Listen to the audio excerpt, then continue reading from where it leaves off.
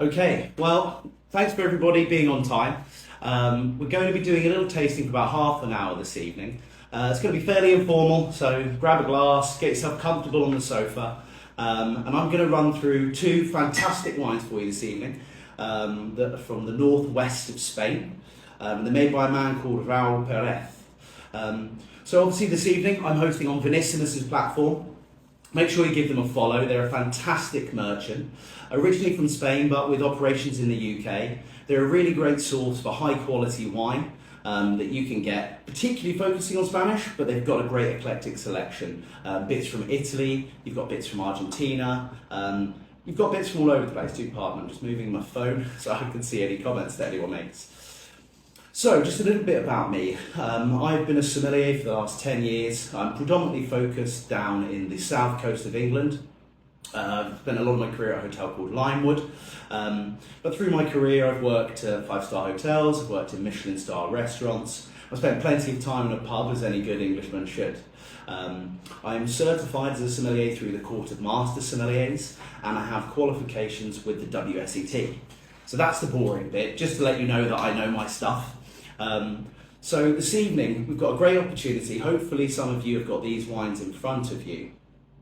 These wines are Ultreia by Raúl Pérez. Now Raúl Pérez is someone well worth talking about, and if you've not heard the name, get in there fast and get hold of these wines because they are only going up in price, they're becoming rarer, and the quality is consistent year after year. So I said we're up in the top northwest of Spain. So the wines Ultreia are on the pilgrimage route to Santiago, and Ultreia translates to "we go further." Raúl grew up on a route just next to this pilgrimage path, and during his youth he saw multiple people going down there. And the message is just a bit about his heritage and where he's coming from, and then what it means to him, but it's also about taking winemaking further. Raúl was born in 1972, still a young man in winemaking terms, and would say maybe still got his pinnacle left to come. He likes focusing initially on his homeland, up in the area of Bierzo. The village where he was born is in the region of Bierzo, and there's lots of local grape varieties around that part of the world. And we're going to be focusing on two of them this evening. So the white wine Ultreia is based on Godello, it'll say on the label. And the red wine is based on a grape variety called Mencía. I say based on, but both of these wines are 100% of that varietal. So just touching back on Raúl. Raúl took over the family business, which was wine, as for many people in rural parts of Europe is for their family. Now, when he took over this operation, it was, shall we say, traditional. So he went off, got involved in family business, went to university, got degrees in winemaking, and then brought everything back home to Bierzo and really focused on tidying up the operation. It's very clinical in terms of focusing on sterility in the winery and making sure everything is very clean and has the highest levels of hygiene. Going into the vineyards, working with the vines to produce the highest quality fruit, working on different ways that we can help reduce yield, improve our quality, and really get the best raw materials to make the best wine. And what's interesting about Raúl is that many of us would say he is a genius winemaker. What I mean by that is that he's intuitive. So many of the famous winemakers and wine consultants and flying winemakers, I'll come back to that term in a second, have been around the world, have honed their craft, have learned from textbooks, and they rigorously apply the techniques that they learned at viticultural schools to make the best wine they can. Raúl has always operated a little bit differently.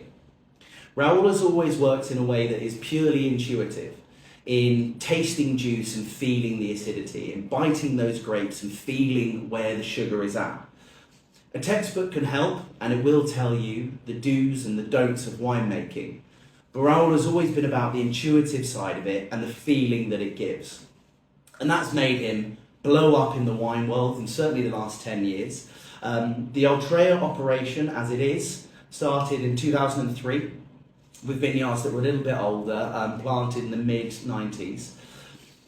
And the quality of the fruit had come through. In 2003, he set out to make a wine that really reflects his personality and where the wine comes from. Now, I mentioned the term flying winemaker. So, flying winemakers practice their craft in different countries around the globe. If you move from the northern to the southern hemisphere, obviously as the seasons flip, you do have the opportunity to make wine twice in 1 year. In the summer in the north, obviously, you'll be making your wine harvesting through the end of the year. You'll probably be harvesting in September, maybe as late as October. You'll start your processes, you'll have your aging going on, and once everything is settled and set, fermentation's finished and the wines are resting, you're free to move to the southern hemisphere and start making some wine as their vintages come in the early part of the year. And this has meant Raoul has made friends all over the planet. Some of the most notable wineries and connections he's made have been with Dirk Niepoort, for anyone who's a lover of Portuguese wines, and port in particular. He's made friends in South Africa with Evan Sardi, who many people talk about as being the most original, creative, and potentially the best winemaker of South Africa. But he's developed friends and connections all over the world. And he does offer advice on his winemaking techniques, but he does say, follow your own instincts, they're generally correct. And it's great advice and difficult advice for young winemakers to hear, because all you can do is practice and try and never accept that a wine could be faulty or incorrect, and try and do better the next year. So these wines and the way in which they're crafted, it is all about harmony and balance. Raoul is always looking for that lovely balance of having a beautifully vibrant acidity that's high and gives the wine good potential to age and great structure in its youth, but also having those ripe phenolics. So when I say phenolics, we're talking about aromatic component, the bit that smells like grape or citrus or fruit. And as the season goes on, these two things reach a perfect harmony. As we go through the season, the sugars accumulate, those aromatic compounds ripen and set, but the whole time the acid is coming down. Raoul is looking for that perfect point whereby you achieve fruit ripeness, but great potential and structure. Raoul has never made a wine that he thinks can't age. So it's great to know that these wines drink really well in their youth, but the winemaker is very confident if you put them into your cellar, they will happily age for 5 to 10 years, and maybe longer and even further in the future. So I mean, these are great wines, but the other thing is he makes fairly premium wines in most instances, all over the world, either in collaboration or on his own. And these wines remain affordable, so I hope that some of you took advantage of the package offer, the duo offer, the Vinissimus had running on these Ultreia wines. If not, the offer's still running and you can pick them up. The video will be saved and you can watch it back, maybe review some of those points. But Raoul is a maverick, he is a master and a genius. So there's been a lot of respect and love for him in the wine industry as a whole. And his wines have just risen year in year in quality, structure, potential, but unfortunately desirability. So they are getting rarer and he doesn't make lots of them. Focusing specifically on old vine gives you less fruit and unfortunately less wine, but potentially better wine. So I think it's time to get some glasses poured out. I've got mine ready in advance. So we're going to be starting off this evening focusing on this white wine. So the white wine, as I said, comes from the region of Bierzo, so northwest Spain, same as the red. A lot of these vineyards are located in and around the village where Raoul grew up. Now, Bierzo more famous for its red wines, but we're seeing great interpretations of Godello from the region. It wouldn't be fair to mention this region without touching on a winemaker called Álvaro Palacios. So Álvaro Palacios was a star winemaker just outside of Barcelona. Now, just outside of Barcelona, he was making big, full-bodied red wines. He got a bit of a rock star reputation, and he decided he was going to start driving around Spain looking for the best next site to come along. Now, Bierzo, and in addition, Rías Baixas, where the Albarino comes from, right on the coast in Galicia, was suffering a little bit. There wasn't much global reputation. Now, Álvaro brought real interest into the area, and that invigorated and motivated the winemakers. The reason it's worth mentioning Álvaro is a lot of producers in the region have followed his style. They've tried to replicate what Alvaro was doing, but that has never been what Raul has set out to do. Now, Raul is focused, as I've said, on intuitive winemaking, so learning from somebody else doesn't work. So every year he's going out there, finding his fruit, waiting for that perfect point to craft this wine. So the reason we're presenting these wines today, and that we said they're some of the best value wines in the world, let alone Spain, is that when we get into the tasting of it, you're going to see that this wine has got structure, minerality, and core components to spare. And that's what we're going to lose as we age and as other flavours come in. The way in which these wines are made is what we call minimalist intervention. So the fruit, we make the best fruit we can, we take it back to the winery. We're going to use absolutely minimal sulfur, if in some vintages allowing none at all. And that's going to give us purity of fruit, that presence. There's going to be no other chemicals coming in there. Natural fermentations. So most of the wines you have will go into a big stainless steel container. The temperature will be controlled, wound up and wound down to be where the winemaker wants it. Raul tries to control these practices by producing layers of floor. So when we talk about floor, it is a cap of yeast that forms on top of the wine that protects the wine from oxidation. It creates a closed environment and allows the temperature to remain consistent so long as you're doing it somewhere cool. The wine fermentation takes place in big wooden barrels. Generally, they're a little bit older. There is a small proportion of young new oak, which makes this a wonderful wine.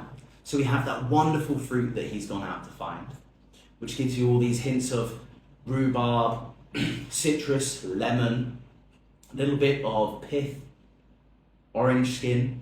But you will notice there's a slight savoury element, and that's the winemaking and the floor coming in. Gives you a slightly nutty characteristic, maybe a little bit of almond.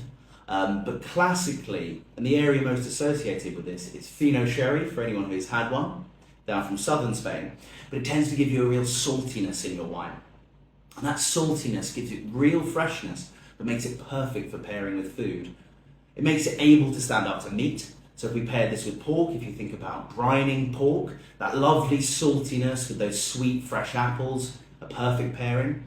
But again, most fish dishes, or in some instances salad, will involve a slightly salty element, whether in the salad maybe it's cheese, or again with sea fish, maybe it's just the essence of the flavour that they have. So this wine, as I said, full of those primary citrus, grapefruit characteristic. There's going to be loads of lemon. There's going to be some stone fruit, some underripe white peach character going on. But just as a segue, as a sommelier, people often ask us how we smell and we taste these things. And for people who aren't experienced tasters, it's really important to use all of your senses. So looking at the wine is important. Looking at a wine can tell us a lot about it.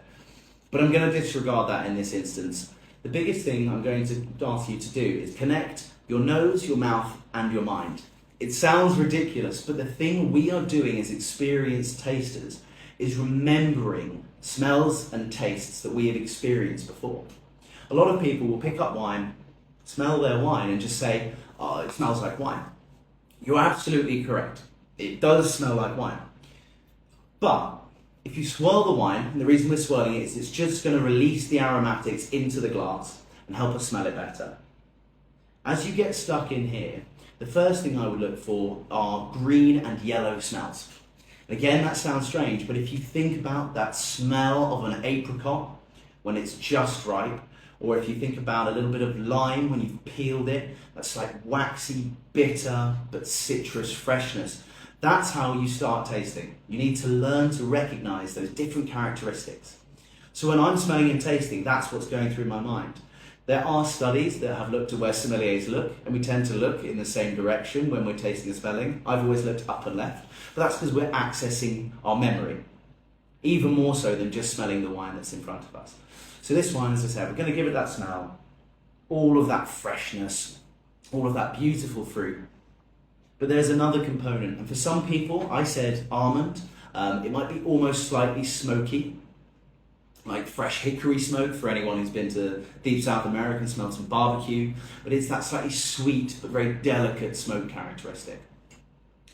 Now the reason we're smelling it is most of the tasting is going to be exactly the same. So when we're doing that, it's giving us ideas and it's giving us little clues. Now some of the things I've said for an experienced taster will already help you understand either the climate where the wine has come from, or it will help you understand winemaking techniques that have occurred. Now I said the wine smells like citrus, and I'm not wrong and you're not wrong, but almost all white wines smell to some degree of citrus. What's slightly different in here was when I said stone fruits, white peach, or ripe apricot. Those characteristics come in as a grape is exposed to sunshine. Different varieties will respond in a different sense, but most varieties will go from citrus and orchard fruits like apples and pears, and they'll start progressing into a stone fruit spectrum of being a little bit of apricots and white peach, and then they can get almost as ripe as that really juicy nectarine. So that's just an indicator of the kind of climate that it's come from. Now, I've said stone fruit and warmer climate. That makes sense. But the fact that there's citrus means it's not too warm of a climate. And that makes sense. Up in northwestern Spain, it's quite a lot cooler. There's more rainfall on annual than there is certainly in central Spain and various other parts. So we're already unlocking clues as to what's going in the wine, what's happened in the vineyard that has made us get to this point. Now, hopefully you've all already had a taste. I'm dying for one. So it gets to that point when any tasting where we have to have a little smell and have a little taste. Now, if a sommelier does start swilling wine around in their mouth, that is again because as we move the liquid around our mouth and we pull oxygen in, it helps elevate those chemicals just so we can perceive them and taste them better. It makes the smell stronger, it makes the flavour stronger. So that's why we're doing it. Sommeliers aren't just slurping for fun, and it certainly doesn't look cool.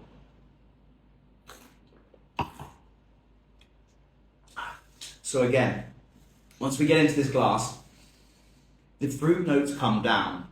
When I talked about that structure, that minerality, all of the components that Alvaro taught other winemakers to make, and that Raul has absolutely nailed, is that structure.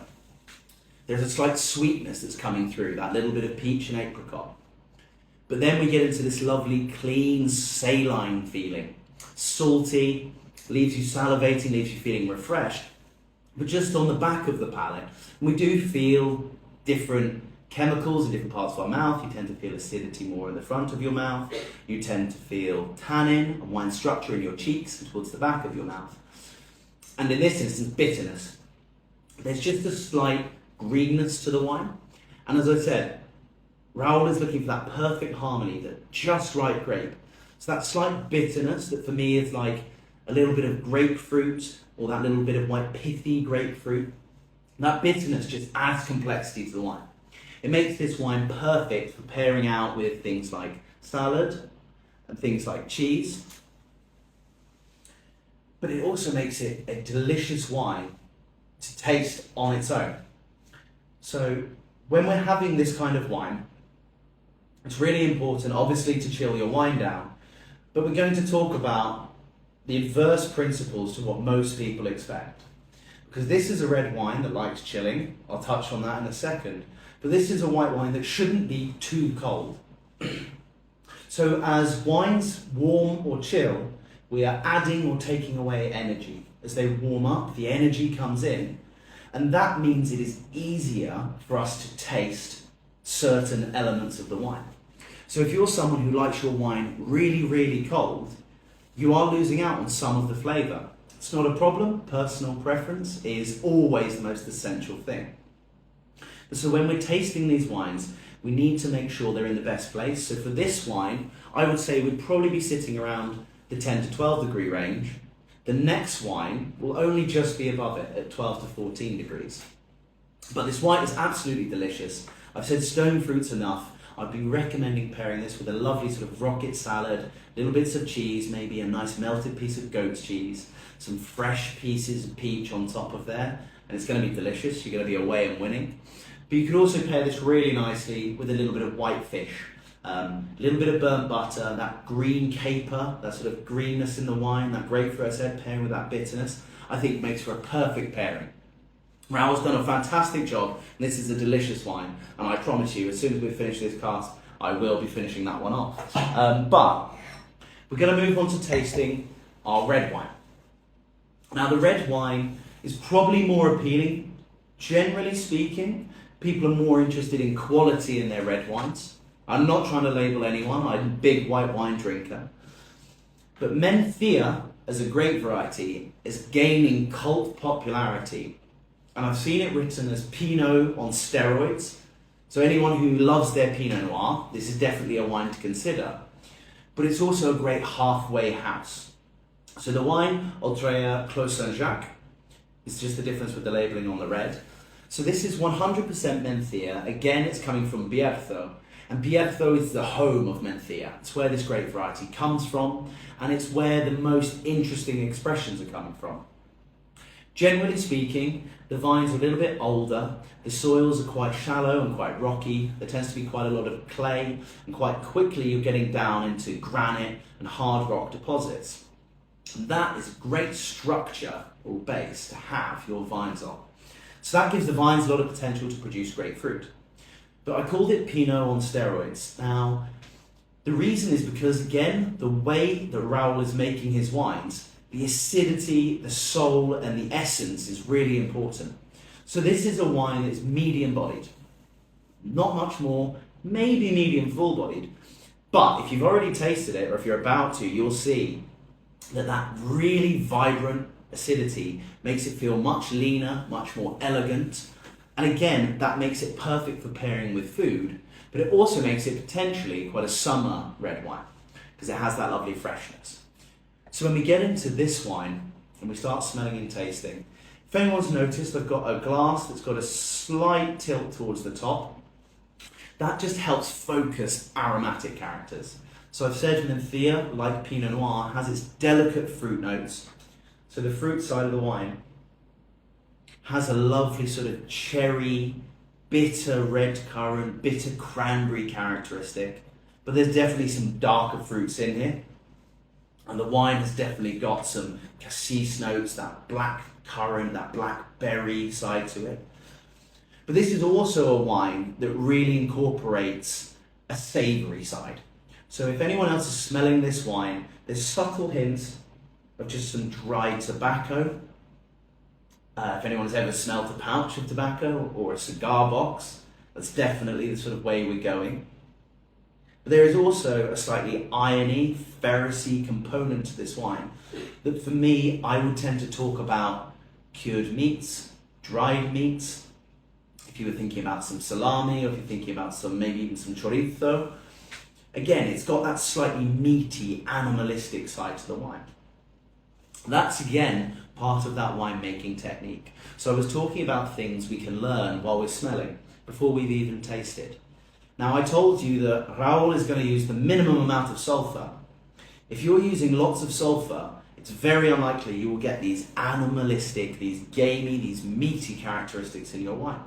That's okay, that might be what you're trying to produce. If you're trying to make a big, bold Australian Shiraz, it might not benefit from that meatiness. You might want a hint of pepper. Classically, those wines have that.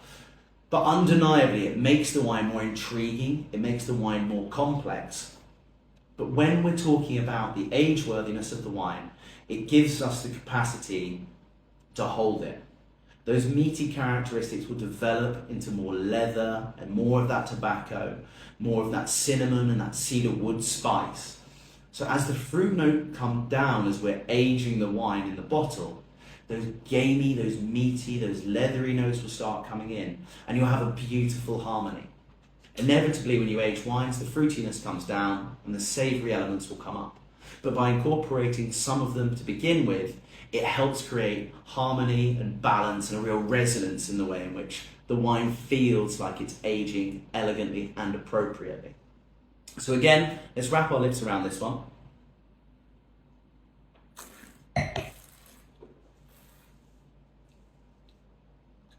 So as we taste this wine, a slightly different element comes out from what I've talked about. Talked about Pinot Noir, but you start seeing that perfume. There's subtle notes of violet, of rose, slightly desiccated, dusty rose, almost falling apart. You can almost see it. But then there's that lovely cut of black cherry, of black currant, that slight sweetness. But then again, it comes to this third level, that savoury finish. Dark, almost some roast coffee notes in there. Again, that slight meatiness, that cedar wood and that tobacco is really coming through. I mean, these are wines that are made beautifully. They really showcase harmony, symphony, balance and quality.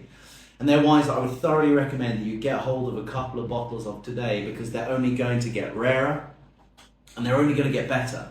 Every year, as I say, the way in which Raoul does it, it's going to be slightly different. It is going to reflect the year, what happened. For those who've been following the news, El Niño's kicking in again. Next year may be a little bit warmer. These wines may be a little bit riper, but that floor characteristic with the saline line will hold it together beautifully. These are fantastic wines, so if anyone's got any questions about them now, feel free to put them up in the chat. I've got my chat next to me, and I'll do my best to answer any questions that will come through now. I need to give it a minute, it's got to catch up.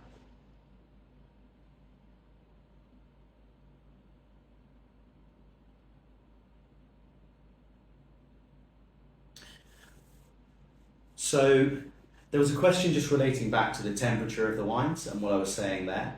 So just talking about the temperature of wines, its personal preference is always the most important thing. Presenting the wine in a way in which you find enjoyable is always going to be the best solution. But if we chill down the red wine slightly, what it's going to do is it's going to elevate and promote the acidity. It's going to make us feel that freshness a little bit more. So particularly if you're drinking in a warm day, or if you're pairing it with big full flavours, the acidity and those fresh berry notes are what are going to drive it all the way through. They're going to cut through fatty elements. They're going to keep you refreshed when you're nice and hot. And that's going to be really, really essential.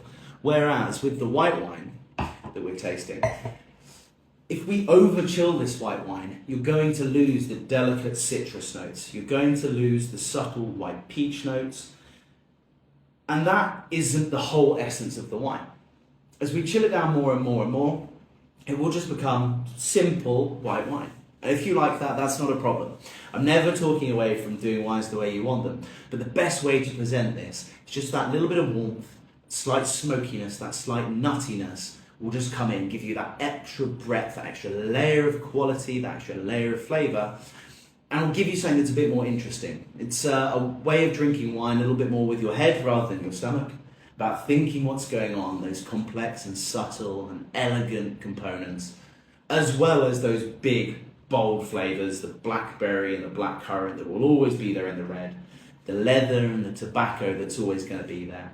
And the white wine, you'll always have that freshness, but just trying to enhance it and get that richness through is going to be really, really great. So I'm not getting any other questions. Feel free to go direct to Vinissimus or myself. We're both going to be tagged in this video with any more questions, any queries, or just any comments about what you've enjoyed about the little session. But most importantly, a big thank you from me.